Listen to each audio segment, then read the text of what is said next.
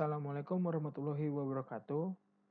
Kami dari kelompok 10 UASistel kelas IL 4107 akan mempresentasikan hasil kerja kelompok kami. Nomor 1. Pada sistem multiple access berikut, mana yang membutuhkan koordinasi waktu yang presisi?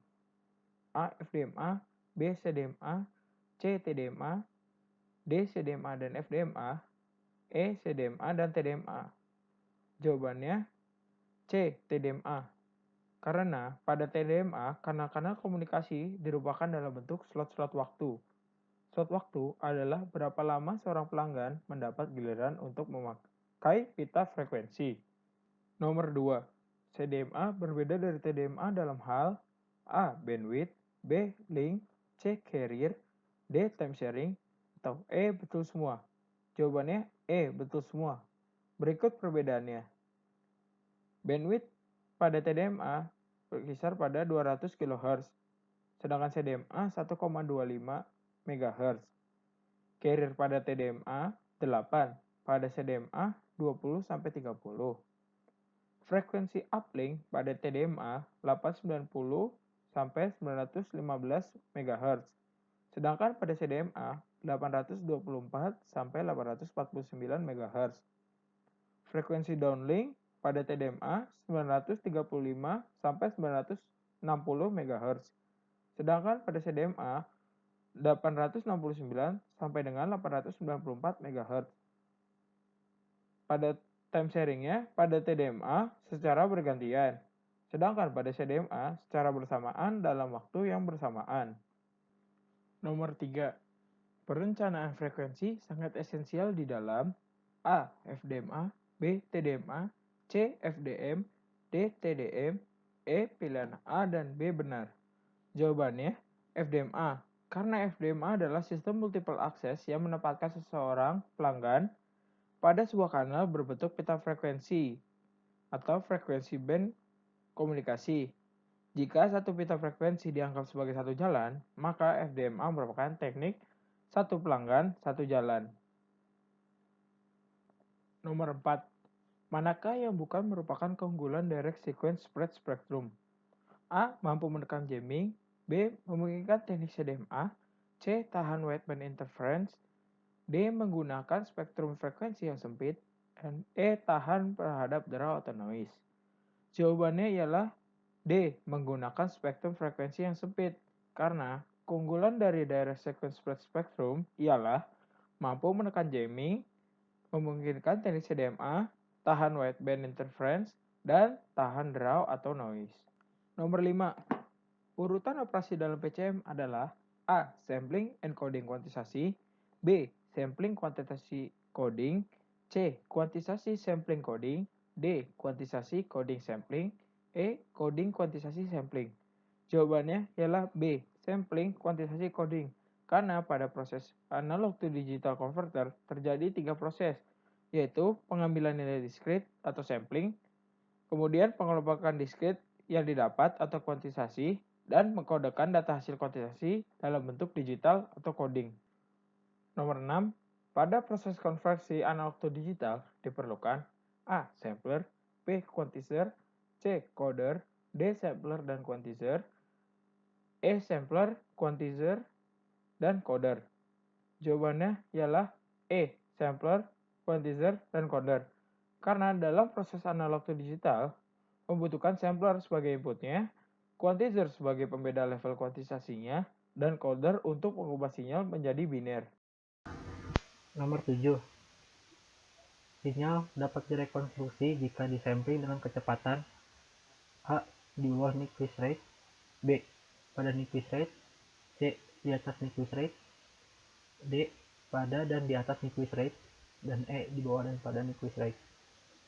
Jawaban yang saya pilih adalah pada dan di atas Nyquist rate, dikarenakan pada kriteria Nyquist rate agar terjadinya sampling yaitu memiliki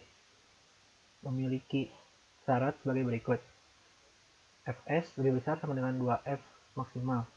Dan pada teori sampling Shannon, jika memiliki sinyal Sx disampling pada Nyquist rate, maka sinyal dapat direkonstruksi dari sampel Sk dengan hubungan sebagai berikut. Sx sama dengan sigma Sk sin C X dikurang K. Nomor 8. Draw kuantisasi dapat direduksi dengan titik jumlah level kuantisasi. Pilihan yang diberikan adalah sebagai berikut. Yang pertama menurunkan, kedua menaikkan, ketiga menggandakan, keempat mengkuadratkan, dan yang terakhir tidak ada yang benar. Jawaban yang tepat adalah menaikkan. Mengapa jawabannya menaikkan? Dikarenakan noise kuantisasi timbul pada saat proses pengubahan sinyal analog menjadi sinyal digital akibat pembulatan level sinyal kontinu ke harga-harga yang diskrit dan terutama dirasakan pada sinyal yang memiliki level rendah. Maka dari itu, dengan menaikkan jumlah level kuantisasi dapat mereduksi draw atau noise. Nomor 9. Lapisan ini merupakan lapisan yang akan melakukan transmisi data antara perangkat jaringan yang saling berdekatan di dalam sebuah wide area network atau antara node di dalam sebuah segmen local area network atau LAN. Yang sama adalah A. Data link layer, yang B. Session layer, yang C. Presentation layer, yang D. Transport layer, dan yang terakhir application layer. Jawaban yang tepat adalah data link layer.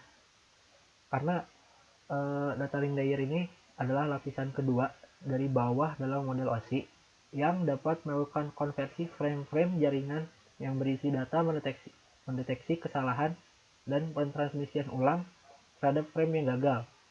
Lapisan ini merupakan lapisan yang akan melakukan transmisi data antara perangkat-perangkat jaringan yang saling berdekatan di dalam sebuah WAN atau antara node di dalam sebuah segmen LAN yang sama. Nomor 10. Jenis IP address untuk jaringan berukuran kecil untuk local area network adalah pertama kelas A, yang kedua kelas B, tiga kelas C, keempat kelas D, dan yang terakhir kelas A dan B. Jawaban yang tepat adalah kelas C. Kelas C dipilih karena alamat IP unicast kelas C digunakan untuk jaringan berskala kecil. IP address kelas C digunakan untuk pembagian jaringan yang banyak, namun masing-masing jaringan memiliki anggota yang sedikit. IP address kelas C dapat membuat total 2.097.152 buah network dan 254 host untuk setiap networknya. Maka dari itu, kelas C termasuk jaringan yang berukuran kecil untuk local area network.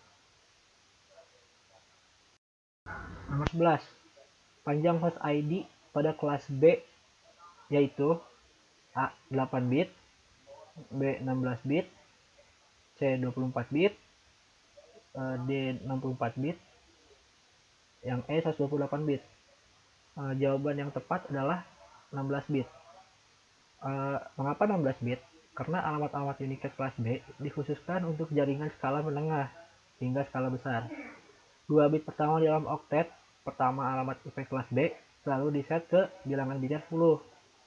14 berikutnya untuk melengkapi 2 oktet pertama akan membuat sebuah network identifier. Sisanya 2 oktet terakhir mempresentasikan host identifier. Nomor 12. Sebuah program yang menentukan diizinkan tidaknya lalu lintas yang datang dan keluar server adalah pertama NAT, yang B DNS, C firewall, D protokol, dan E network interface. Untuk jawaban yang tepat adalah firewall. Karena berikut adalah penjelasan mengapa jawabannya adalah firewall. Firewall sendiri adalah suatu sistem yang dirancang untuk mencegah akses yang tidak diinginkan dari atau ke dalam suatu jaringan internal. Firewall bekerja dengan cara melacak dan mengendalikan jalannya data, serta memutuskan aksi untuk melewatkan, menjatuhkan, menolak, mengenkripsi, atau melakukan pencatatan aktivitas data. Firewall menjamin agar data sesuai dengan aturan yang terdapat di dalam kebijakan keamanannya, yaitu seperangkat aturan yang telah didefinisikan di dalam keamanan jaringan internal. Nomor 13. Pada model TCP/IP, error recovery dilakukan oleh layer A. Application, B. Transport, C. Internetwork, D. Network access, dan E. Data link layer. Berikut adalah jawaban yang tepat, yaitu layer transport. Mengapa layer transport? Karena layer transport sendiri memiliki fungsi untuk how to control, error checking, dan error recovery. Sesuai dengan pertanyaan pada soal berikut, soal ini, yaitu layer yang melakukan error recovery, yaitu layer transport. Ya, saya di sini akan meneruskan pembahasan soal sistem telekomunikasi UAS, work from home, yaitu nomor 14. Dengan ada soal data dimanfaatkan dengan tidak menghilangkan sedikit pun informasi yang terkandung di dalamnya adalah teknik. Yang pertama ada lossy, hide, lossless, atau semua salah. Nah, dari opsi jawaban yang di sini, menurut saya jawaban yang paling benar adalah lossless. Nah, kenapa lossless? Jawaban yang paling benar. Jawaban lossless. Nah, kita ambil kata kunci dari soal, yaitu tidak menghilangkan sedikit pun informasi yang terkandung di dalamnya adalah teknik. Jadi mari kita simak definisi dari lossless. Lossless compression adalah jenis kompresi di mana selama proses kompresi tidak ada data yang hilang. Nah, di sini kan tidak ada data yang hilang. Nah, maka dari definisi sama pertanyaan sudah bisa kita simpulkan jawabannya adalah lossless. Nah, dikarenakan tidak ada data yang hilang tadi, maka mengakibatkan data hampir sama persis dengan data aslinya. Nah, perubahan size tidak signifikan. Nah, dikarenakan kan data tadi kan sama kan, tidak ada perubahan yang berarti, maksudnya perubahan size, no. Karena datanya hampir sama persis, tidak ada data yang hilang. Gitu. Lanjut nomor 15. Nomor 15 ya, suatu teknik penggunaan online system oleh beberapa pemakai secara bergantian. Menurut waktu yang diperlukan pemakai disebut dengan. Nah, opsi jawaban ada real-time system, batch processing system, distribute data processing system, time sharing system, atau semua salah. Nah, dari opsi jawaban itu, menurut saya jawaban yang benar yaitu time sharing system.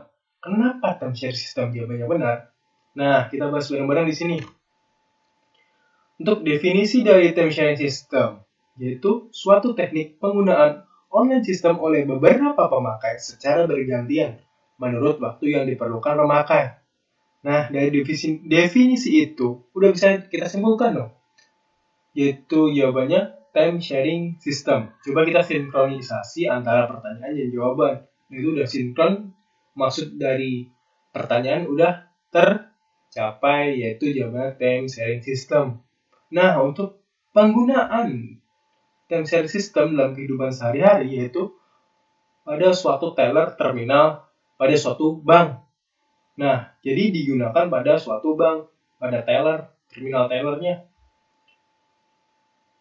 Nah, lanjut pertanyaan berikutnya.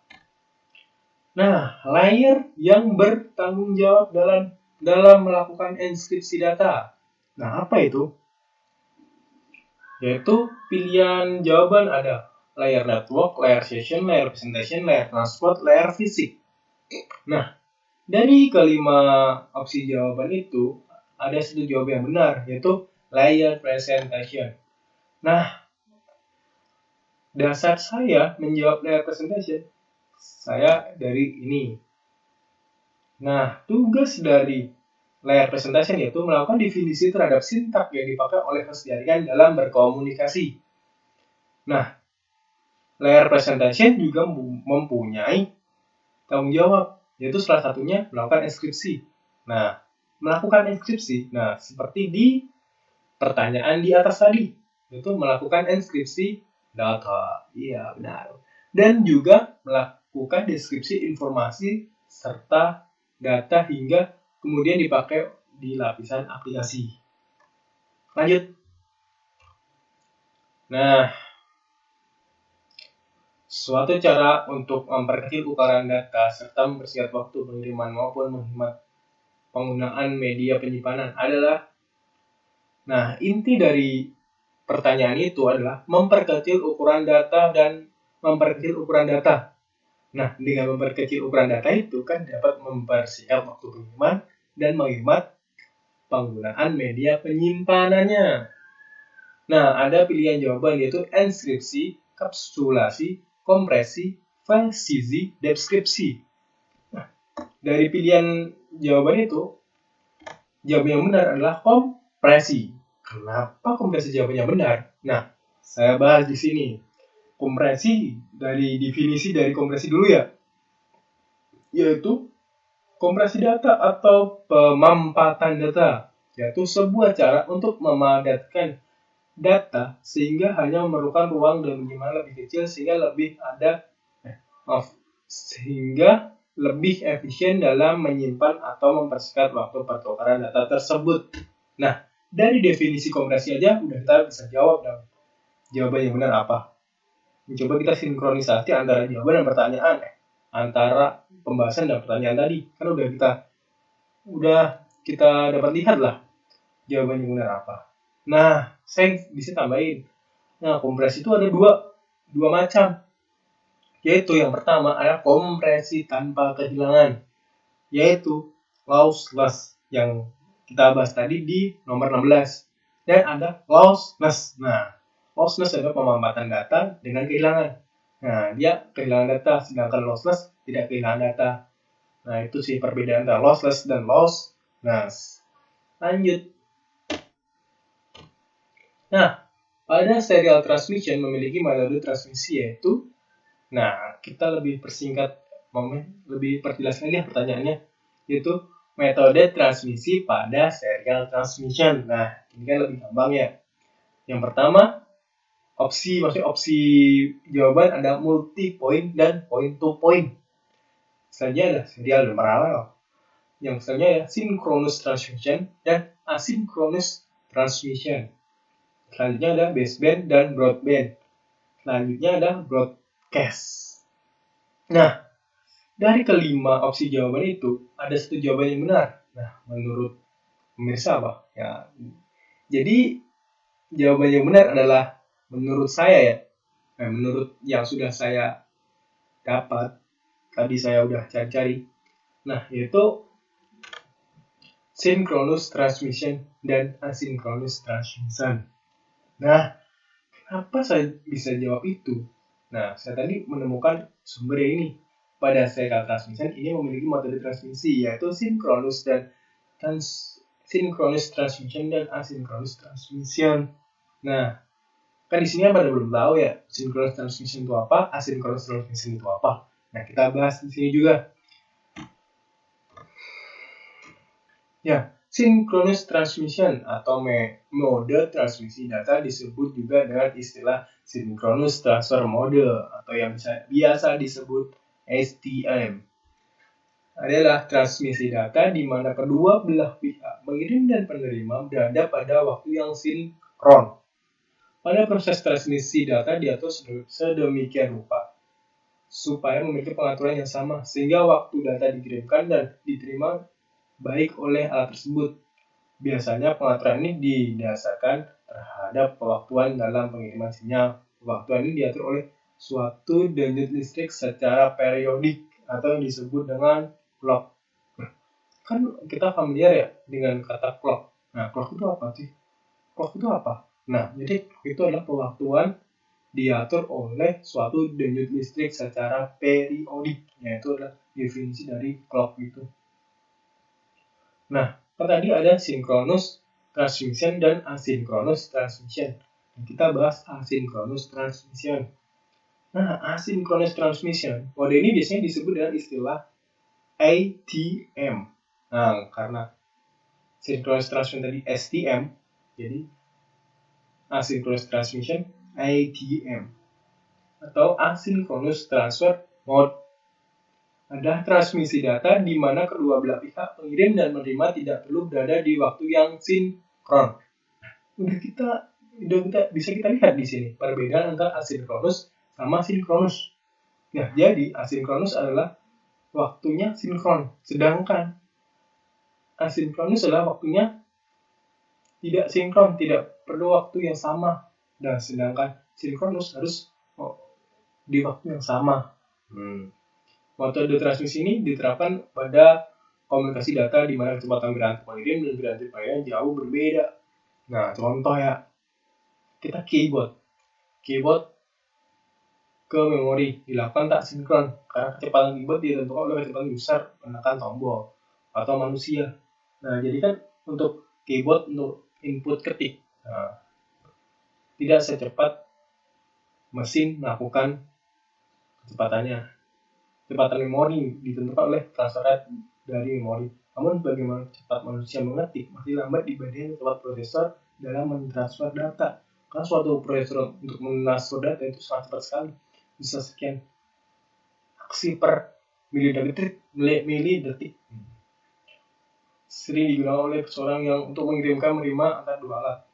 Dalam mode ini berarti clock digunakan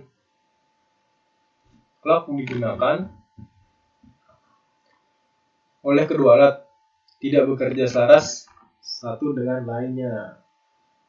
Seperti itu. Jadi intinya perbedaan antara synchronous transmission dan asynchronous transmission pada waktu yang sinkron dan waktu tidak sinkron. Itu aja sih. Waktu yang sama dan waktu tidak sama.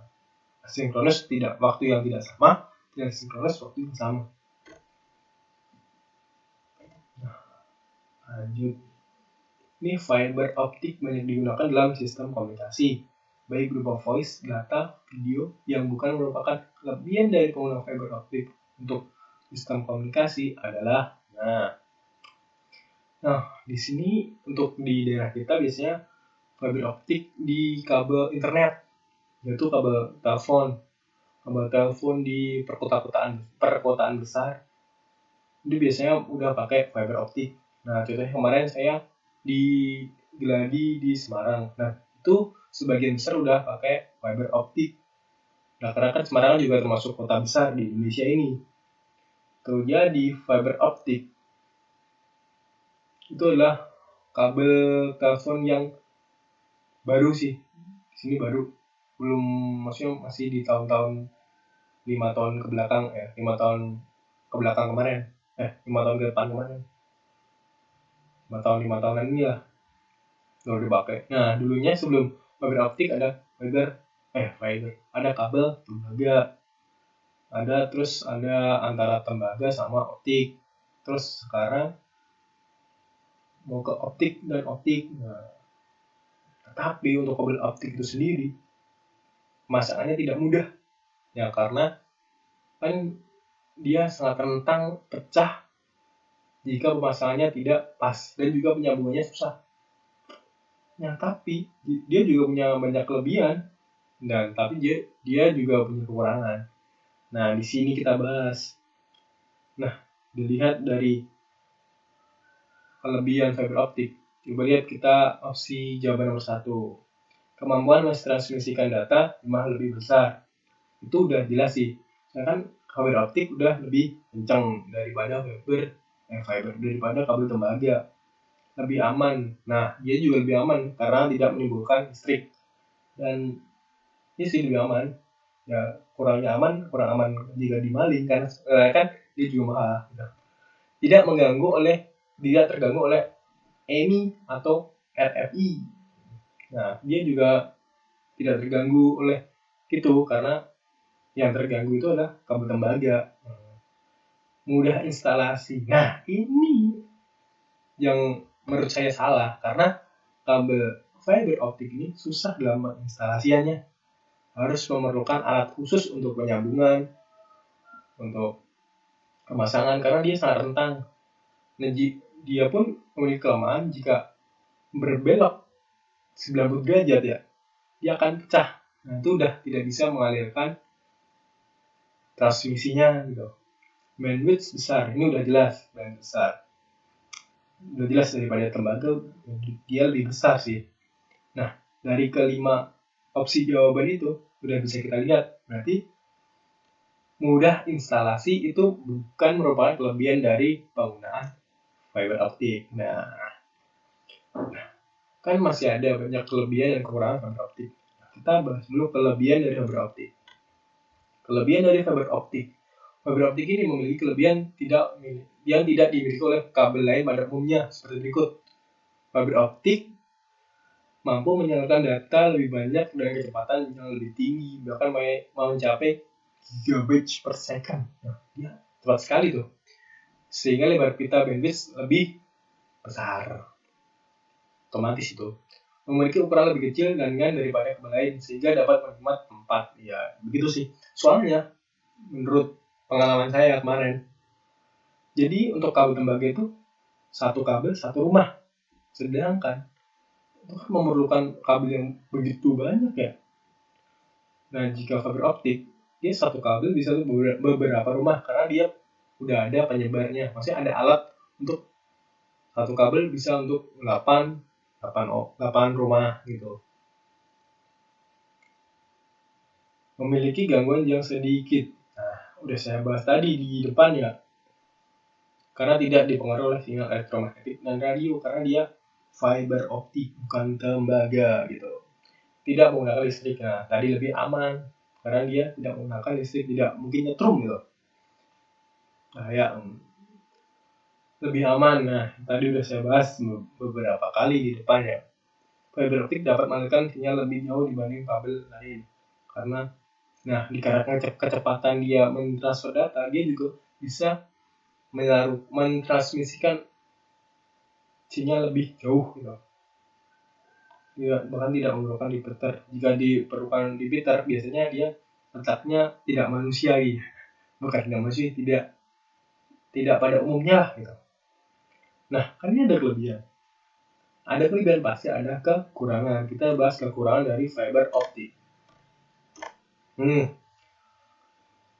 Kelemahan dari fiber optik yaitu perawatan dan pemasangan sulit. Nah, kan kayak di pertanyaan tadi. Kelebihan fiber optik kecuali, perawatan dan pemasangan sulit karena instalasinya sulit tadi. Karena jika fiber optik rusak, kita harus panggil orang yang ahli atau orang yang sudah berpengalaman dalam bidang fiber optik atau yang lainnya lah. Pokoknya yang ahli dalam bidang itu. Harga relatif mahal jika dibandingkan kabel lain. Nah, karena dia terbuat dari optik kaca, maka harga yang mahal sih. Nah, kabel fiber optik tidak dapat diletakkan di belokan sangat tajam, yang udah saya bahas tadi. Jadi dia misal 90 derajat, dia akan patah. Nah, sedangkan cahaya yang dihantarkan itu akan bocor dan mengalir ke lekukan, dan jadi data tidak akan tersampaikan ke tujuannya gitu. Nah, sekian. Assalamualaikum warahmatullahi wabarakatuh. Perkenalkan, nama saya Diki Ardianta, NIM 1102174186 dari kelompok 10. Ingin membahas soal dari nomor 20 hingga 25. Oke, langsung aja. Nomor 20. Apa yang dimaksud handoff pada sistem telekomunikasi bergerak? Sudah pilihan jawabannya, dan jawabannya itu yang D. Memungkinkan seorang pengguna pindah dari suatu sel ke sel yang lain tanpa adanya pemutusan hubungan. Alasannya, karena istilah handoff merupakan proses transfer suatu ongoing call atau data session dari suatu kanal yang terhubung dalam satu inti jaringan ke kanal lain. Pada komunikasi satelit, istilah tersebut diartikan pengalihan tanggung jawab kontrol satelit dari satu stasiun bumi ke stasiun yang lain tanpa kesalahan loss atau interupsi layanan. Jadi jawabannya yang D, memungkinkan seorang pengguna pindah dari suatu sel ke sel yang lain tanpa adanya pemutusan hubungan. Lanjut, nomor 21. Jenis security yang digunakan pada WEP atau Wired Equivalent privasi adalah, itu jawabannya yang encryption. Kenapa? Karena WEP atau Share Key Authentication adalah standar keamanan dan enkripsi pertama yang digunakan pada wireless. Jadi jawabannya adalah yang enkripsi. Lanjut, nomor 22. Proses berkomunikasi menggunakan serat optik meliputi langkah-langkah dasar berikut, kecuali kecuali yang menggunakan antena, karena proses komunikasi serat optik meliputi beberapa langkah-langkah dasar sebagai berikut. Yang pertama, membuat sinyal optik yang melibatkan penggunaan pemancar, biasanya dari suatu sinyal listrik, terus menyampaikan sinyal di sepanjang fiber, memastikan bahwa sinyal tersebut tidak terlalu menyimpang atau lemah. Selanjutnya ada menerima sinyal optik dan mengubah sinyal menjadi sinyal listrik. Jadi jawabannya yang kecuali itu menggunakan antena. Lanjut ke nomor 23, keunggulan sistem komunikasi satelit kecuali.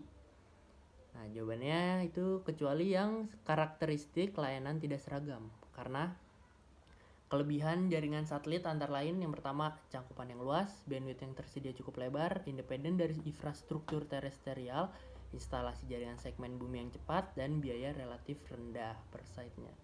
Jadi itu yang nggak ada yang karakteristik layanan tidak seragam. Lanjut ke nomor 24, proses penumpangan informasi yang terkandung dalam sebuah rentang frekuensi pada sebuah frekuensi pembawa adalah definisi dari jawabannya yang modulasi. Karena modulasi adalah proses penumpangan informasi yang terkandung dalam sebuah rentang frekuensi pada sebuah frekuensi pembawa. Nah, kalau proses kebalikannya dari modulasi itu demodulasi. Oke, nomor 25. Jenis-jenis sel pada komunikasi bergerak berdasarkan coverage areanya, kecuali. Nah, ini jawabannya yang A, nano. Karena model pembagian komunikasi bergerak berdasarkan coverage-nya adalah ada 4. Global, mikro, makro, dan piko. Kalau global mencakup keseluruhan, mikro mencakup 1 km, rentangnya sampai 3 km. Kalau makro, rentangnya lebih dari 5 km. Kalau piko, lebih kecil dari 5 km, lebih kecil dari 1 km. Ya, sekian dari saya, akan dilanjutkan oleh teman saya. Terima kasih.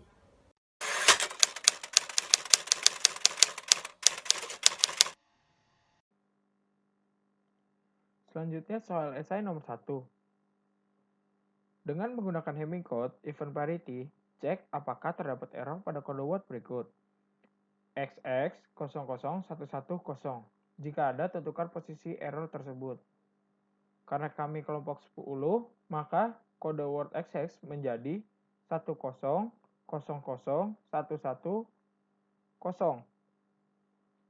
Kita analisis kode word tersebut menjadi D7, D6, D5, P4, D3, P2, P1. Yang kita analisis di P1, P2, P4. Yang pertama, P1. Cek 1, skip 1, start dari 1. Maka nilainya sama dengan pada bit ke-1, bit ke-3, bit ke-5, bit ke-7. Yaitu 0101. Karena nilai 1 sudah ada di angka genap, yaitu 2, maka itu sudah even parity, dalam kurung tidak ada error. Selanjutnya, P2, yaitu cek 2, skip 2, start di 2. Maka nilai bitnya pada bit 2,3, skip 45, kemudian ada lagi di 67, jadi 2367. Nilai bit ya ialah 1101. Karena jumlah satunya masih ganjil, maka itu adalah odd parity atau terdapat error. Selanjutnya, pada P4, cek 4, skip 4, start di 4. Berarti dimulai dari 4 pada bit keempat, 5, 6, dan 7, yaitu 0001. Karena jumlah bit satunya hanya ada 1, maka itu odd parity atau terdapat error. Kemudian, jumlahkan bit yang terdapat error, yaitu P2 dan P4. 2 tambah 4 sama dengan 6. Maka terdapat error di bit 6. Maka yang sebelumnya kode word 10000110,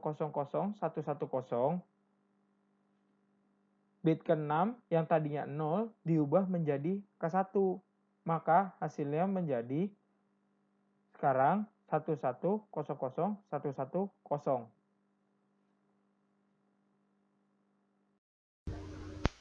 Selanjutnya untuk esai nomor 2, Soalnya sebagai berikut.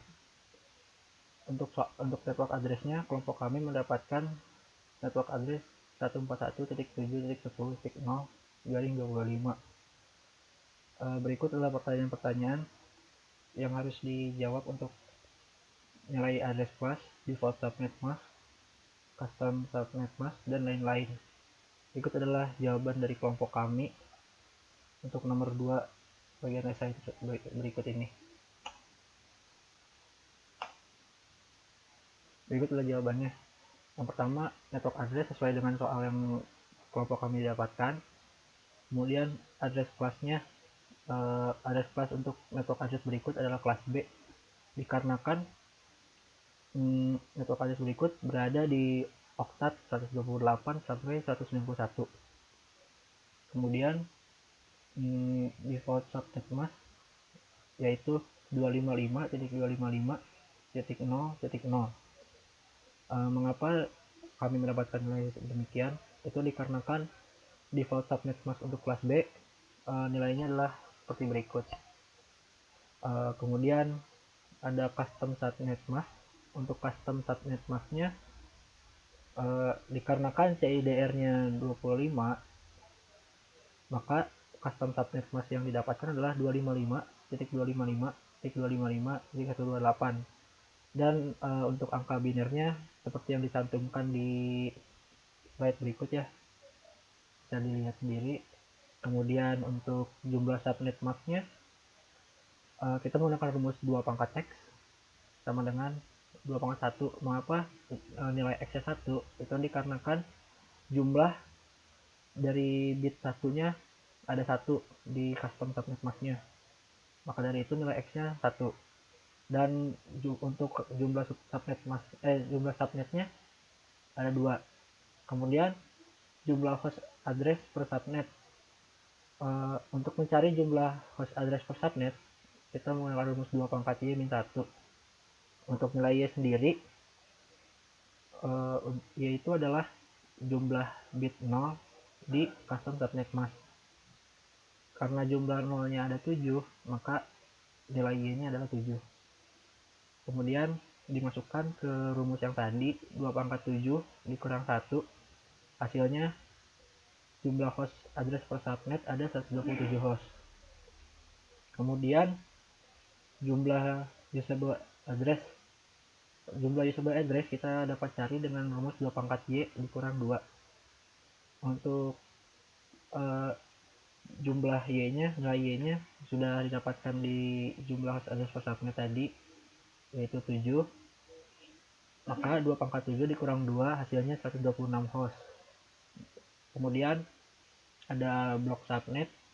Blok subnet sendiri adalah jumlah subnet maksimal yaitu 256 dikurangin nilai paling sedikit dari custom subnet mask yaitu 128. Hasilnya ada 128. Untuk blok subnet lengkapnya adalah 0,128,256. Kemudian untuk jawaban-jawaban yang di bawah dapat dilihat dari tabel yang sudah dibuat dari data subnet, host pertama, host terakhir, dan broadcast. Untuk rentang subnet ke-7 nilainya ada dari 141.7.13.0 sampai dengan 141.7.13.127. Kemudian untuk rentang subnet ke-7 itu dapat dilihat di tabel pada kolom ke-7 dari subnet hingga ke broadcast. Kemudian untuk alamat blok subnet ke-5 bisa dilihat ada di berada di baris subnet, kemudian di kolom ke-5 yaitu 141.7.12.0. Kemudian ada broadcast address pada subnet keempat.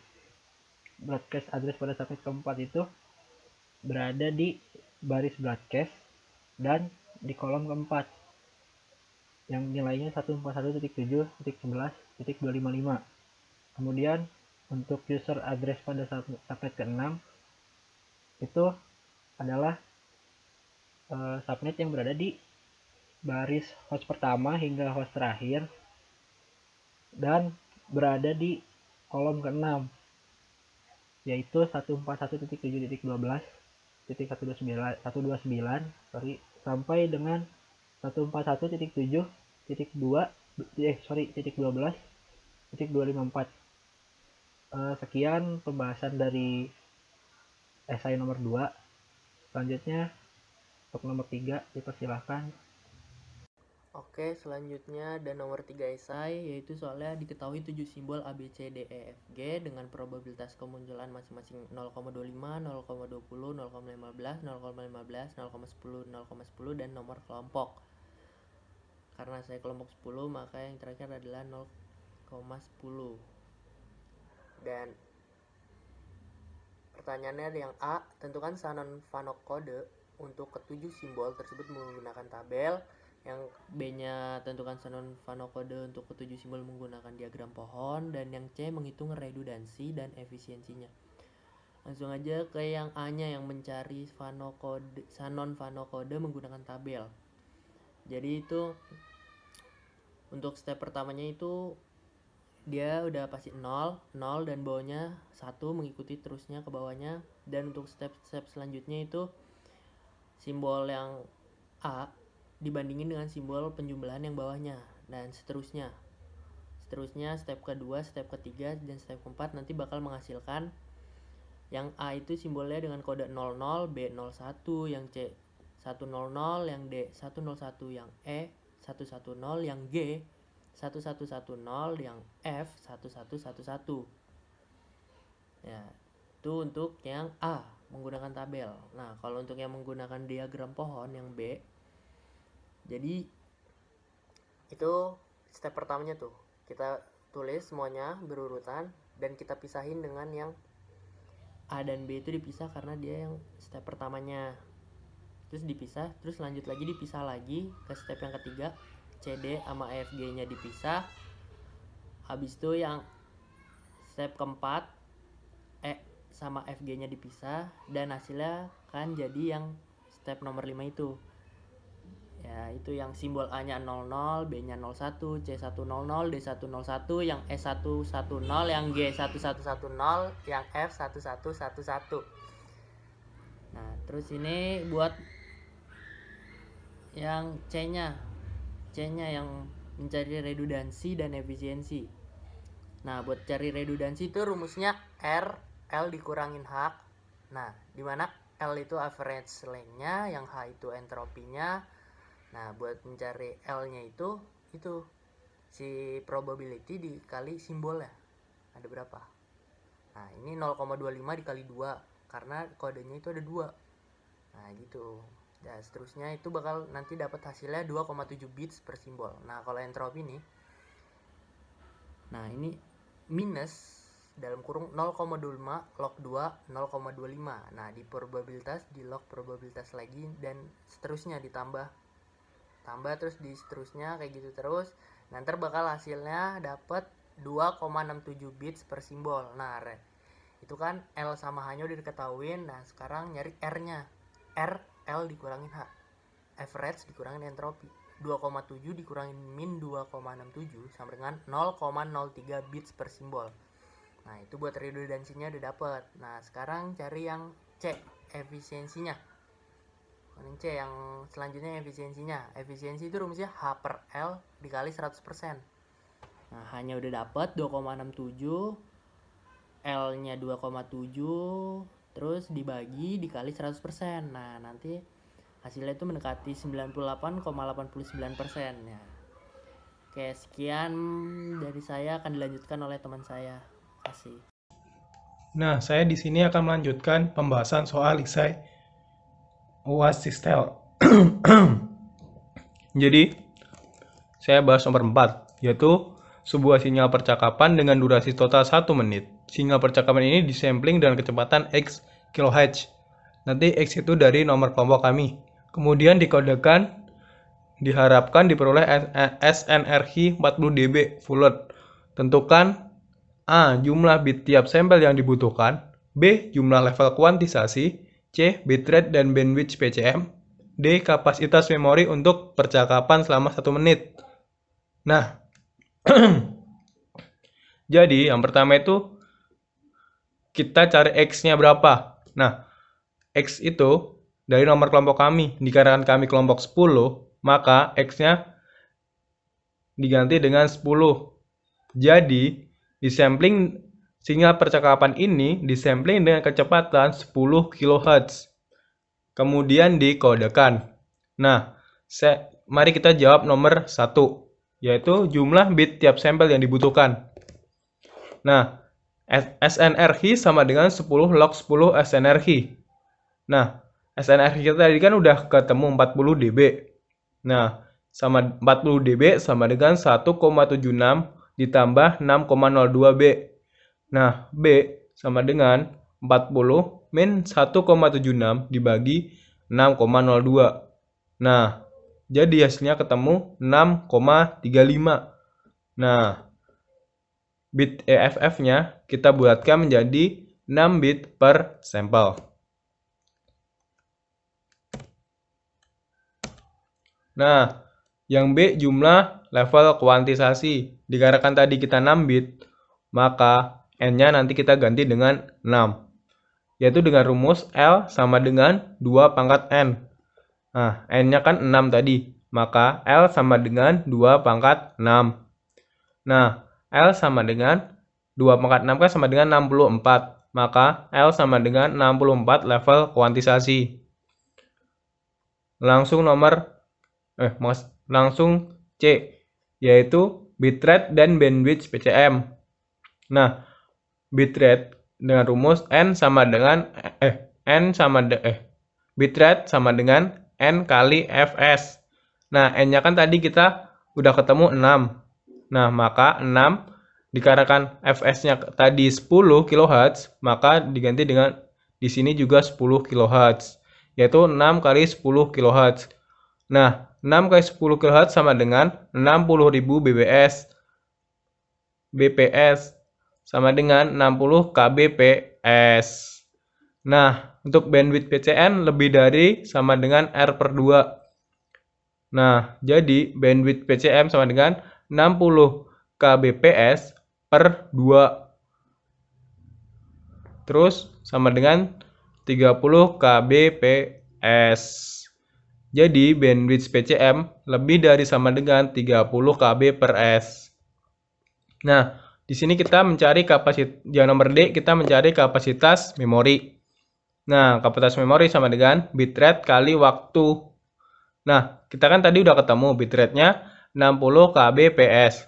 Ya, dan waktu dari soal 1 menit. 1 menit sama dengan 60 detik.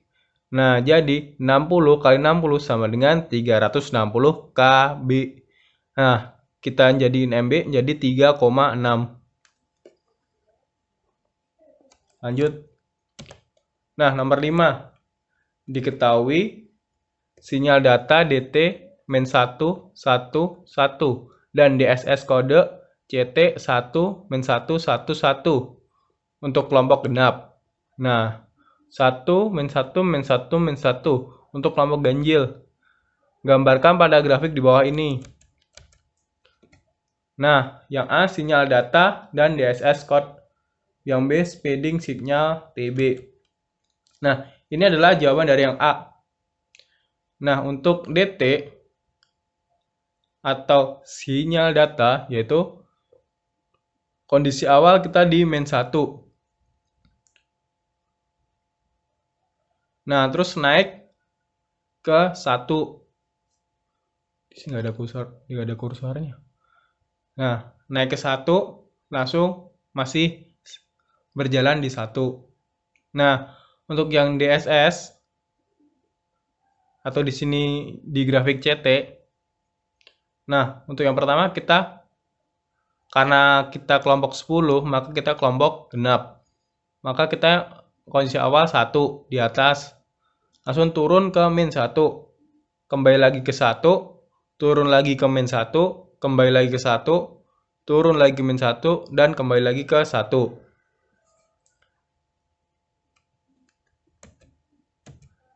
Nah, ini adalah spreading sinyal TB. Yaitu kita lihat soal tadi.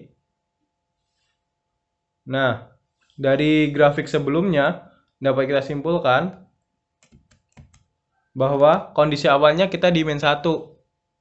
Min 1 naik ke 1, 1 turun dari ke min 1 lagi, naik ke 1, turun ke min 1, naik ke 1, bertahan 2 step, turun lagi ke 1, dan ke 1 bertahan 2 step lagi. Nah, sekian pembahasan soal UAS dari kelompok 10. Apabila ada kesalahan dalam perkataan kami, saya mewakili teman-teman, mohon maaf sebesar-besarnya. Semoga video ini dapat bermanfaat untuk kita semua. Sekian dari kami. Akhirul salam. Wassalamualaikum warahmatullahi wabarakatuh.